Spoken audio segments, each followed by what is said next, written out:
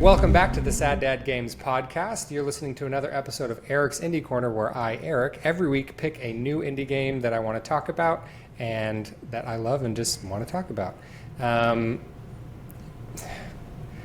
Shit. Why am I...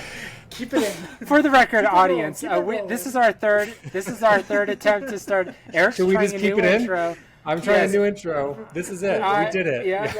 Eric cannot do it. He doesn't have screen presence. He's shit at being a host. I'm bad at this. They've never called him to host the Emmys or the Game Awards or anything. I, on the other hand, took a radio broadcasting class in college, and I was terrible at it. But it's what gave me the fundamental disillusionment that I would be good at hosting a podcast at some point in my future. Yeah, at least he has some fundamentals and some professional training. Shan has already, he hosts a lot of episodes, so I'm going to take it over this time because, unlike you, I'm a reality TV star. Anyways, so I have had a lot of media training and I do a lot of stuff. So, guys, welcome back to the Sad Dad Games podcast.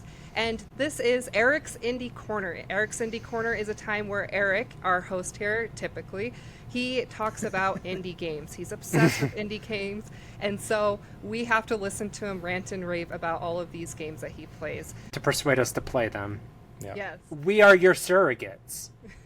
So I am your temporary host, Emerlie. I'm Shan. I'm Tucker. And I'm Eric. I have to go last in my own show. This is extra embarrassing. I waited to go last on purpose because that's all I deserve today.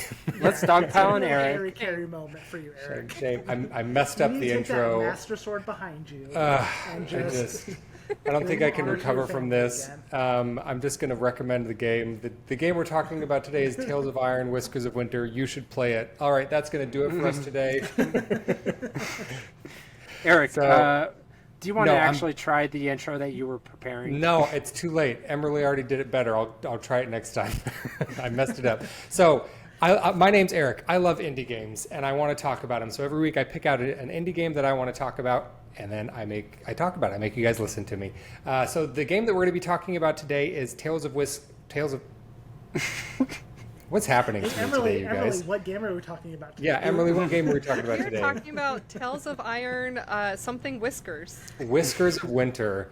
So No, that wasn't better, but it wasn't worse. It was words. So Tales of Iron 2, Whiskers of Winter. So I talked previously. We had an episode about the first Tales of Iron game, which is a really, really great game. And so today we're gonna jump into it. We're gonna dive into it. Remember, everybody, to like, comment, and subscribe.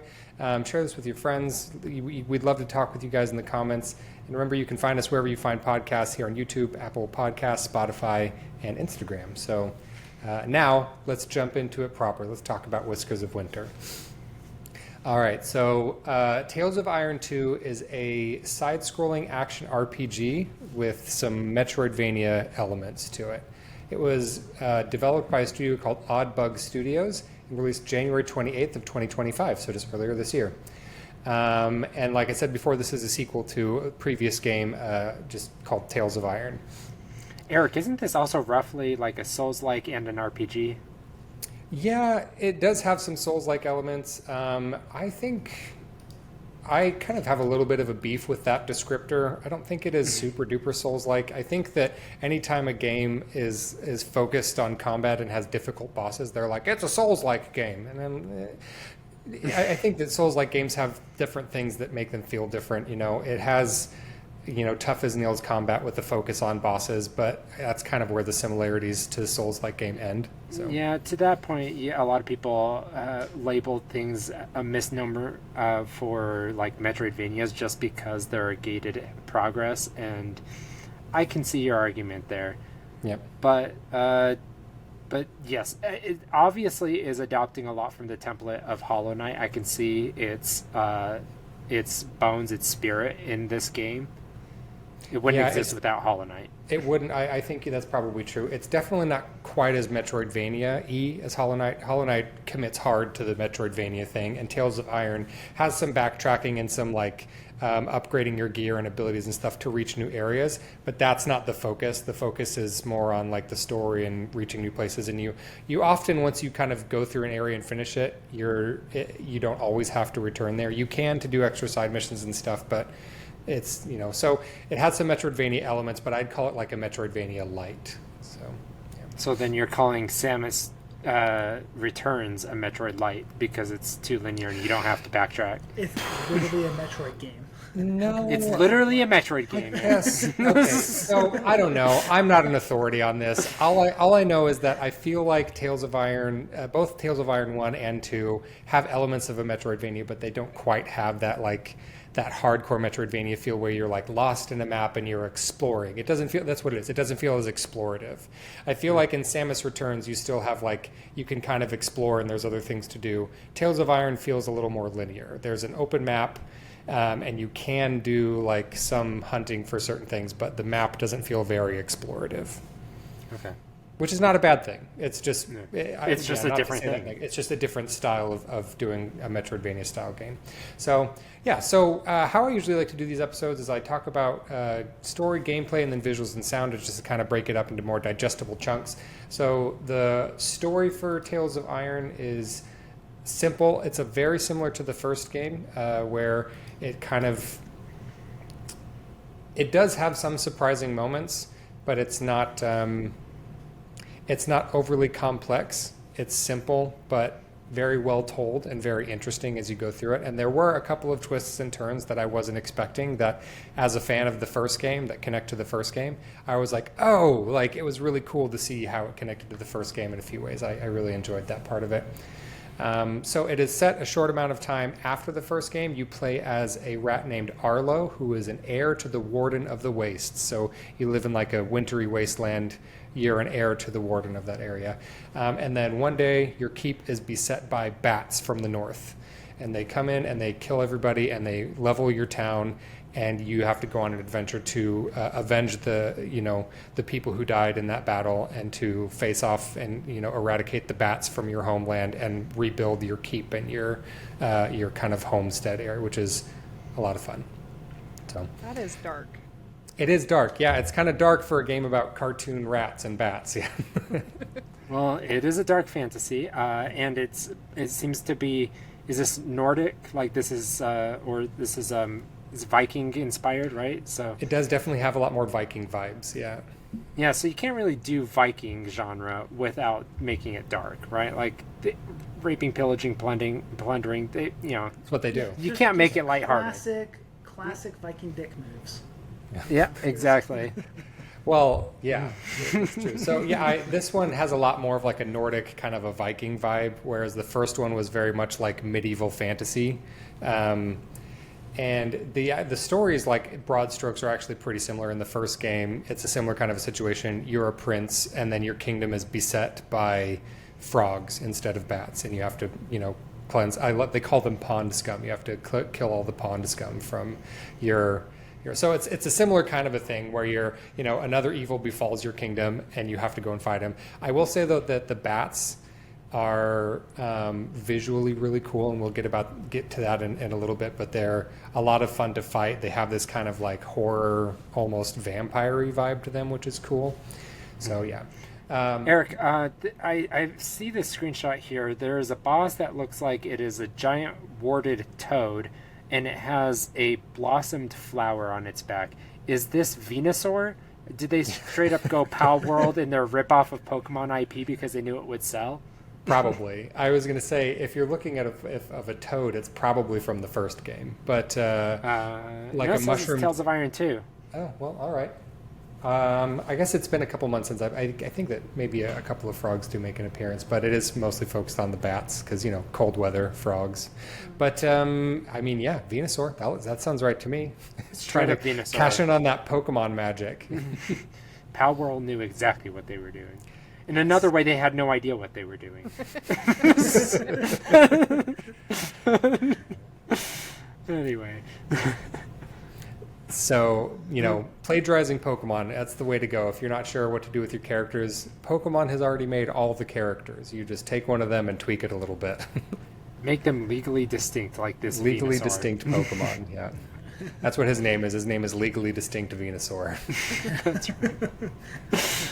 So yeah, so I would say the story with this it probably isn't a selling point, but is something that is done very well and is very interesting. And we'll get back to this a little bit in the visuals and sound section, but it is narrated by Doug Cockle, who does the voice of Geralt the Witcher in the Witcher series.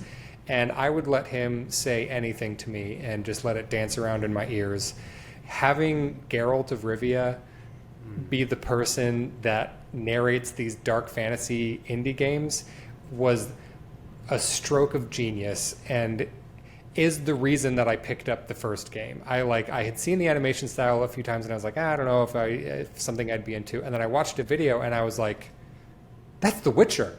And then I bought the game later that day. And so it's like, that's all I needed to tip me over the edge. I was like, I didn't know this was narrated by Geralt. I got to buy that right now. And then I bought both of them in the same day and I played them back to back. So I'm big fan of the way that they tell the story and the way that they do the narration. He's got the perfect gravelly voice for this kind of dark fantasy world. And if you're a fan of The Witcher, both this game and the first game give off big Witcher vibes and that same kind of like dark fantasy energy. So. Speaking of The Witcher, did anybody watch the TV show? Because Smash or Pass for me is Hard Pass. It was a poopy. So I liked the first season a fair amount. 90% of the reason why I like the first season so much is because I have a huge man crush on Henry Cavill. I think he's just the coolest. Every nerd does. I love that he's this, big, tall, muscly, beautiful man that is also like paints Warhammer figurines in his free time. He's who I want to be. I think he's awesome. And so he steals every scene in that show that he's in. He's a huge fan of like the Witcher books and the Witcher games. And so he's amazing in that show. He's the best part of anytime he's acting on that show, he's the best part of whatever's going on in the show. But season 2 kind of went off the rails, not super great. And then season 3, I couldn't even finish. I got like halfway through and I was like, I can't do it. It's just so bad. So watch the first season. The first season is pretty good. As a person, very charming, very likable person. All of his roles, I don't know if he's just typecast or if it's the way he acts. It's very flat acting. It does like the charisma's not there on screen such that I'm captivated to watch everything he does, and that's been true since Man of Steel. But everything I've seen with Man of Steel is a bad litmus test for that because it's just sort of a blandly written character. But I think I've seen Henry Cavill in other stuff, and I think he's delightful. Well, he was that way in The Witcher for me, at least for like a small amount that I watched. It was just like, I want you to be charmed up because there's a trope in Hollywood where it's like you get the most handsome alpha men and then you just like undercut their handsomeness and their alphaness with like just stupid bathos charm. And like they're the funniest and most charming people in Hollywood. Like John Hamm, Paul Rudd after he beefed up, like all these people have like this funniness to them when they're muscly. I can't explain it, but Henry Cavill could definitely do that. I think he's been in, what's that one movie? The something of Ungentlemanly Warfare. Yeah, he's pretty good in I was that. trying to remember the title of that movie. I don't remember. The title of the movie because it's super hard to remember, but I think he's a lot more charming in that than most of the Okay, I haven't seen that one. But all right, well, I think he's great. And so, anyways, good person. Huge tangent but The Witcher is great. The voice of The Witcher in the video games is the narrator in these games. And if that's the only reason you play them, that's enough. You should play these games because Doug Cockle is amazing. All right, so on to gameplay. Combat is the main draw here for sure. There is some light platforming. There's some, a little bit of exploration. There are some optional bosses and stuff that you can go fight. But the main meat and potatoes of this game is the combat. It's the combat with regular enemies. It's the combat specifically with the bosses. And this is where I can kind of see the Souls-like comparison. The bosses are tough as nails. They can be really, really difficult to overcome, but there's a good variety of them. It's mostly a pretty good balance of tough but fair, where when you mess up, it's like, okay, I didn't dodge at the right time. I feel like that's the right balance of when you die, you think to yourself like, okay, I messed up, I'm going to do better next time. It doesn't feel unfair. For the most part, there's a few things where I was like, that was cheap, but I think that the difficulty curve is just about right. I do really like, and I mentioned this in the first game, there's lots of difficulty sliders where you can like slide up and down the damage that you receive and the damage that you give. And so there's difficulty sliders that help you kind of adjust the gameplay to, actually, now that I'm saying that out loud, I think that it's just like an easy mode and a hard mode and I don't know if there's individual sliders. I'd have to double check on that. But the fact is that it is accessible, which I really appreciate. In really difficult games, I think having a difficulty slider or different difficulty settings is a really useful option. So I appreciate that Tales of Iron does that, because there were 1 or 2 boss battles where I was like, I'm not having a good time anymore. And so I notched the difficulty down 1 level and I had a much better time. And then when I was done, I could turn it right back up and experience the rest of the game the way that I wanted to and not get, pounded into nothing by the same boss over and over. Why would you lower your difficulty, Kurt?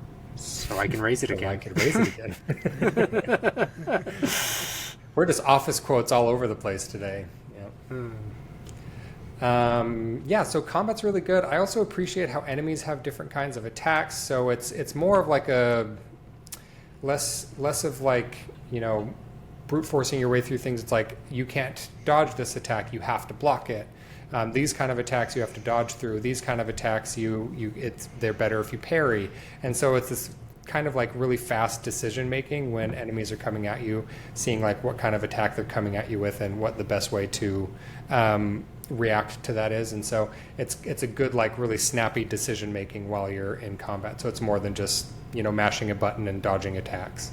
There's also, it's very much an RPG kind of a game, and so there is some RPG elements. You can equip different gear. You get helmets and armor and swords and shields and all that stuff.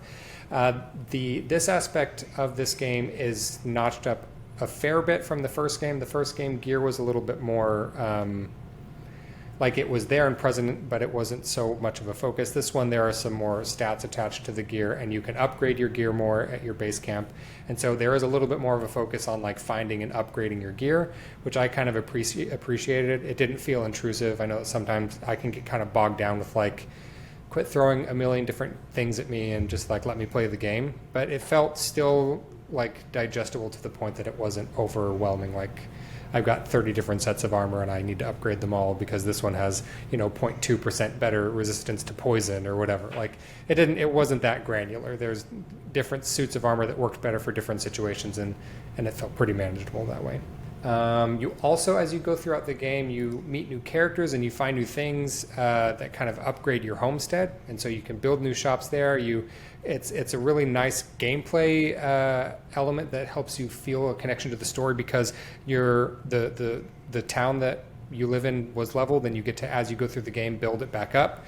And so it's kind of a nice visual marker of like, okay, this is how far I've come, this is the progress that I'm making, we're rebuilding this town and getting stronger to go off and face this threat to our village and whatever. So yeah, I'm a big fan of the gameplay loop here. Explore, fight some bosses. There's lots of optional content where you can go find optional bosses to kind of hunt and harvest their materials so that you can make better armor and weapons. It has like almost a Monster Hunter kind of a vibe to those quests, which I thought was really cool. So yeah, lots of fun stuff to do in this game. Lots of extra stuff if you're into that extra stuff. Lots of good core gameplay loop if you like combat focused games. Just good stuff. So visuals and sound. This is a part of this game that really, really sings. Visuals are really delightful. We were just kind of, I sent a trailer to everybody, and we were looking through the trailers and talking a little bit before we started recording. And Tucker had asked a question about this animation style. What did you say, Tucker? Oh, I've seen this animation style a lot of different places. It's visually pleasing. I never knew what it was called, and now I can't remember what you told me it was called. Yeah. Well, that's great. I'll tell you again. We're going to talk about I still don't know. Perfect. So it's Tucker has a learning disability, for the record. Tucker's inability to retain information works really well for this segment. So I'll just tell you again.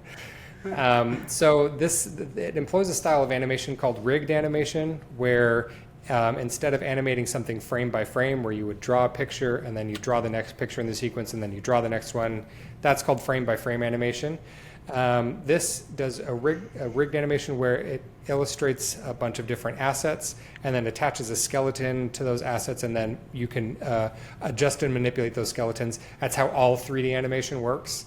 But when you use it in a 2D space, you usually use like flat sprites. It's like, this is a design for the arm of the character, this is their torso, this is their head, this is their leg, and they're all rigged up separate from one another so that you can move all of those elements individually. And that's the kind of style that this game employs. It gives it a puppet aesthetic, and this is going to be highly popular during the early aughts, and in Flash games and Flash-driven things like like Homestar Runner, there was a lot of cartoons around this era that also used the rigged animation. It was very popular around that decade.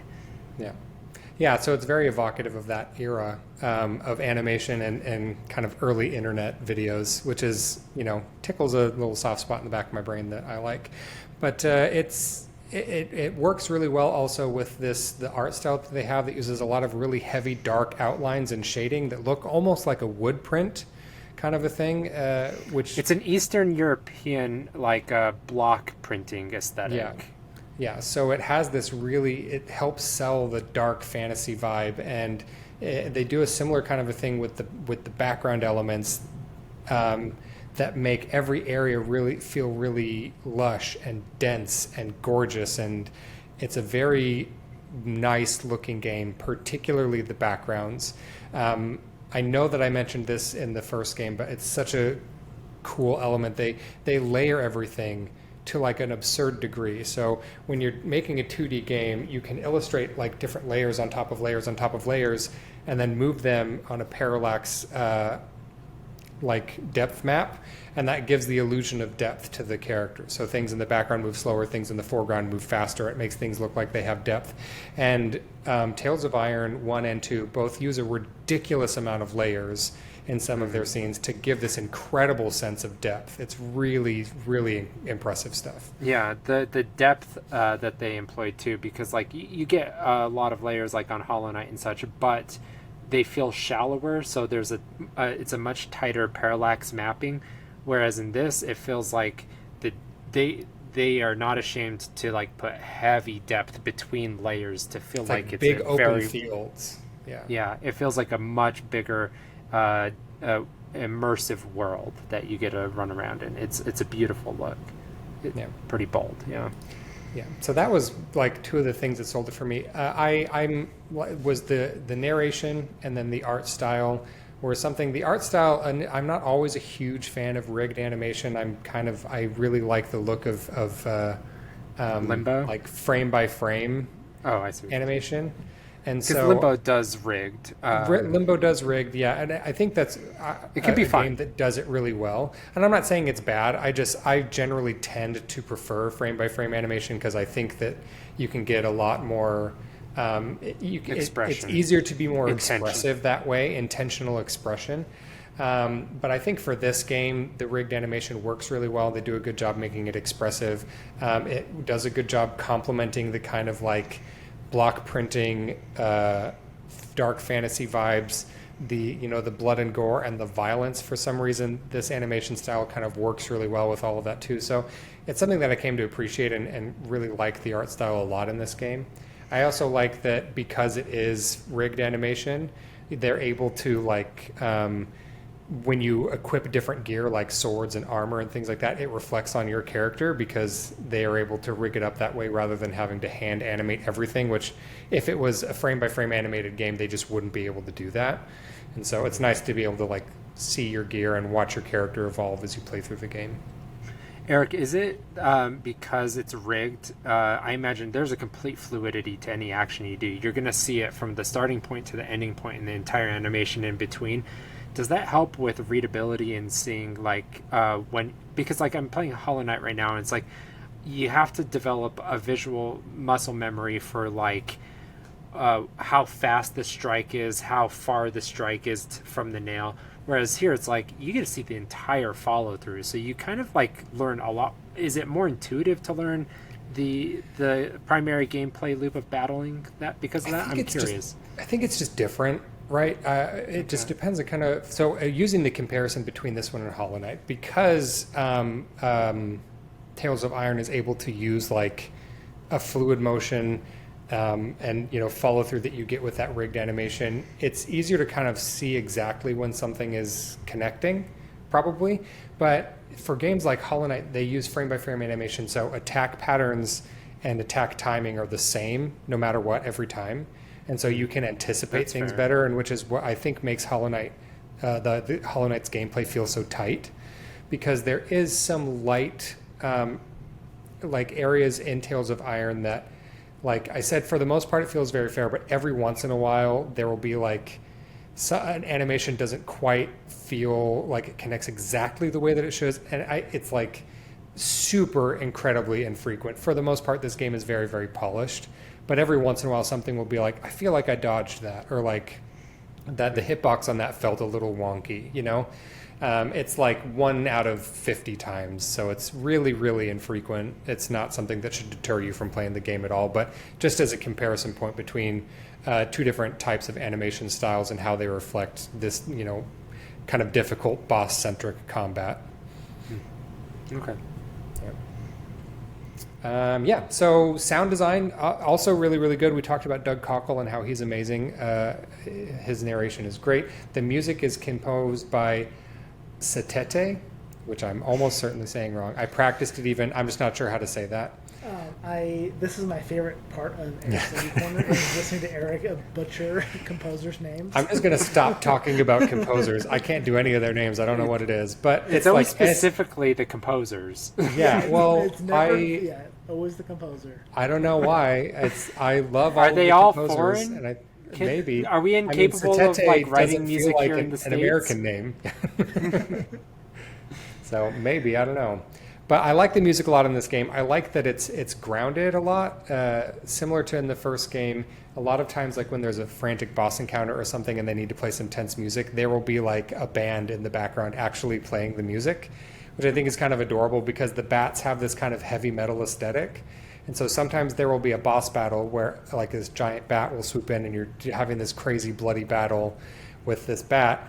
And then in the background, there will be like a couple of other bats just like wailing away on guitars and drums and stuff like that. And it's a little bit silly, but it also feels kind of kick-ass, and so I'm here for it. It's the badass boogaloo. Tits. The animation, the music, I didn't know that it had that. That sounds tits. I want to play this game. It's super fun. You should play it. It's good stuff. Every time we do an indie episode with Emerlie, she's like, oh, I want to play this game now, and it just makes me feel good. Yeah. I have a very long list of games I want to play.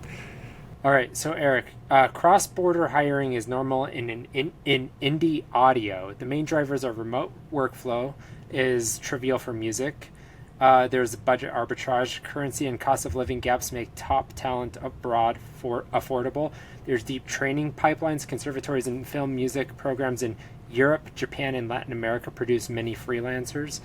And then there's like a slew of other reasons. But it sounds like indies just go for foreign developers, and you're just always going to be fucked about this. Yeah. It's just it's something I'm going to always have to deal with. And I think Oddbug Studios is not an American studio either. I don't want to say where they're from because I forget, but I'm pretty sure they're not an American studio. Oh, and another adorable fun fact about this game and the previous game is that during the development of the first game, a lot of the characters in-game are named after the pet rats of the development studio and some of their other pets and things like that, which I think is super cute.